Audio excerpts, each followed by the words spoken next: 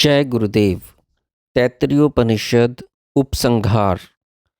तैत्तरीयोपनिषद की प्रथम वल्ली में आवश्यक व्यवहारिक शिक्षण संबंधी उपदेश दिए गए हैं, जिनका पालन एक सभ्य, शांति, सदाचार युक्त समाज के निर्माण के लिए अनिवार्य है। यहाँ कहे गए उपदेशों का सार इतने में ही कहा जा सकता है कि प्रत्येक मनुष्य को अपने माता पिता, आचार्य और अतिथि की सेवा, पूजा, सत्कार देववत करना चाहिए। सदा सत्य बोलना चाहिए, धर्मयुक्त आचरण करना चाहिए, अर्थात ऐसे काम नहीं करने चाहिए जिनको समाज बुरा समझकर निंदा करता हो। जिनका आचरण महान पुरुष करते आए हों, उनका ही अनुकरण करना चाहिए। यदि कभी चित्त में कर्तव्य अकर्तव्य की शंका हो तो ऐसे पुरुषों से उसका निराकरण कराना चाहिए जो बुद्धिमान समझदार हों, जो संयमी और धर्म के प्रेमी हों, जिनका स्वभाव रुक्ष या क्रोधी न हो। उनको देखकर जैसा उनका रहन सहन एवं आचरण हो, उसका अनुवर्तन करना चाहिए। सत्य, शम, दम, तप, अग्निहोत्र, अतिथि सेवा एवं अन्य गृहस्थ आश्रम के धर्मों का पालन करते हुए स्वाध्याय एवं प्रवचन में प्रमाद नहीं करना चाहिए, क्योंकि स्वाध्याय अर्थात सद्ग्रंथों को पढ़ना, गायत्री आदि मोक्षप्रद मंत्रों का जप और प्रवचन दोनों तप के ही अंग हैं। इस प्रकार रहने वाले मनुष्य का जब अंतःकरण शुद्ध, निर्मल और पवित्र हो जाता है, तब वे ब्रह्म ज्ञान के अधिकारी बनते हैं। अन्य दो वल्लियों में ब्रह्म ज्ञान का उपदेश है। दोनों वल्लियों का विषय एक ही है, परंतु उनका नामकरण ब्रह्मानंद वल्ली और भृगुवल्ली होने से दोनों में इतना अंतर है कि प्रथम में सत्यम ज्ञानम अनंतम ब्रह्म के आनंद स्वरूप की मीमांसा करके दूसरी वल्ली में उस ब्रह्म की प्राप्ति के लिए साधन बताया गया है, जिसको भार्गवी वारुणी विद्या कहते हैं।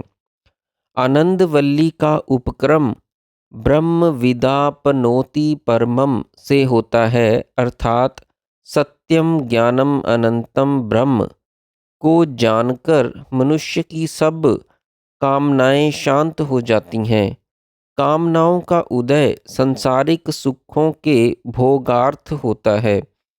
मनुष्य जब किसी भोग का अभाव अनुभव करता है, तभी उस अभाव की पूर्ति करने के लिए इच्छा उत्पन्न होती है।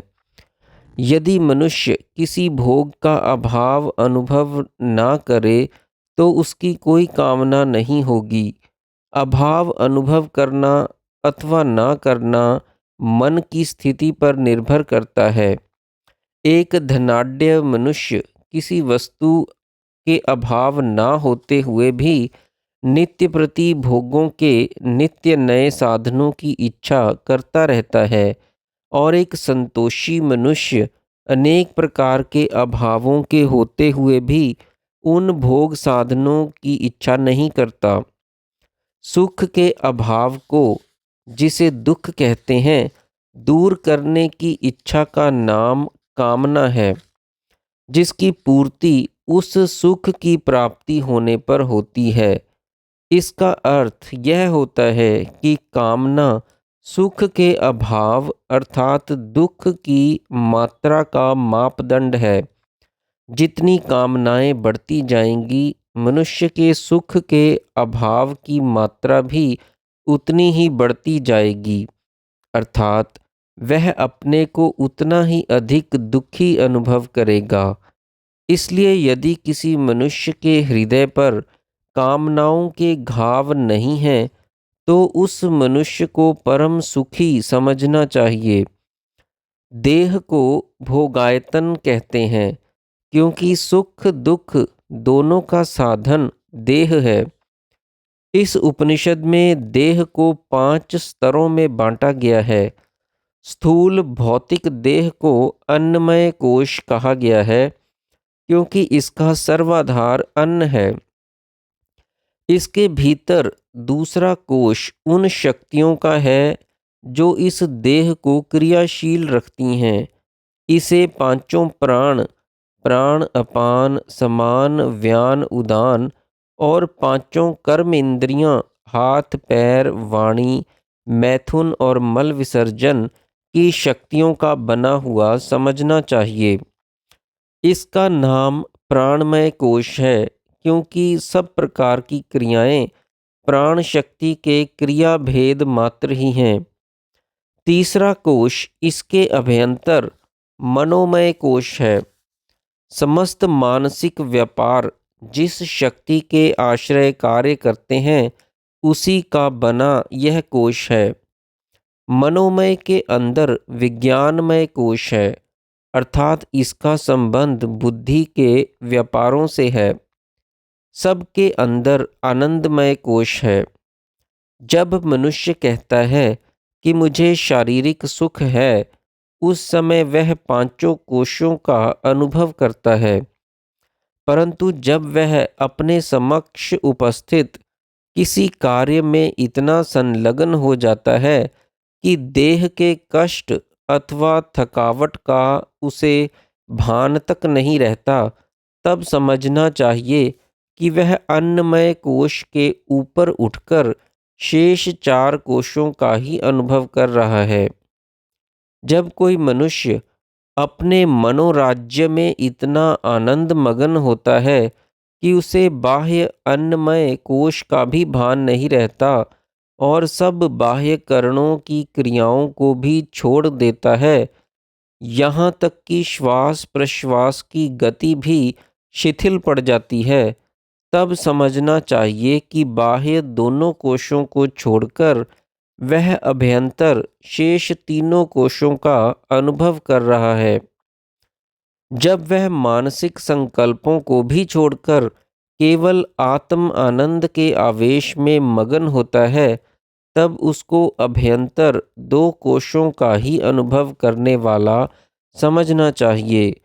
सुषुप्ति में केवल आनंदमय कोश का ही अनुभव शेष रहता है और निर्विकल्प समाधि की अवस्था में पांचों कोशों से पृथक होकर आत्मा अपने स्वरूप में स्थित हो जाता है। यह अंतिम अवस्था शुद्ध एवं निरूपाधिक आनंद की है। आत्मा स्वयं आनंद स्वरूप है, परंतु जब वह मन और इंद्रियों से युक्त होता है, तो उनके योग से बाह्य विषयों के भोगों को निमित्त बनाकर अपने ही आनंद स्वरूप को भूल जाता है और विषय स्वरूपी आंशिक आनंदाभास का भोक्ता बनकर सुखी होता है। मनुष्य उक्त पांचों कोशों से संबंधित विषयों के भोगों की कामना से जितने भी सुखों की आशा करता है, वे सब पूर्ण आत्म आनंद के अर्बुदांश से भी अति तुच्छ एवं न्यूनतम है। इसलिए पूर्ण आत्म आनंद की कल्पना के लिए और साथ ही उसकी अपेक्षा ऐहिक और स्वर्ग के सुखों की तुच्छता दिखाने के लिए आनंद वल्ली के 8वें अनुवाक में आनंद की मीमांसा की गई है। यदि पृथ्वी के समस्त भोग प्राप्त करने के लिए विश्व के सारे राज्य और धन संपत्ति पर आधिपत्य हो, उनको भोगने के लिए युवावस्था, निरोग इंद्रियां एवं धर्म बुद्धि भी पूर्ण हो और मानुषी सुख को आनंद की मात्राओं को नापने के लिए एक इकाई स्वरूप मापदंड माना जाए, तो ब्रह्मानंद का माप उसके 100 की घात 100 के बराबर होता है। सामान्य मनुष्य जिसको सुख समझता है, वह उपरोक्त इकाई का कौन सा दशमलवांश होना चाहिए, यह पाठकगण स्वयं सोचने की कृपा करें। जय गुरुदेव।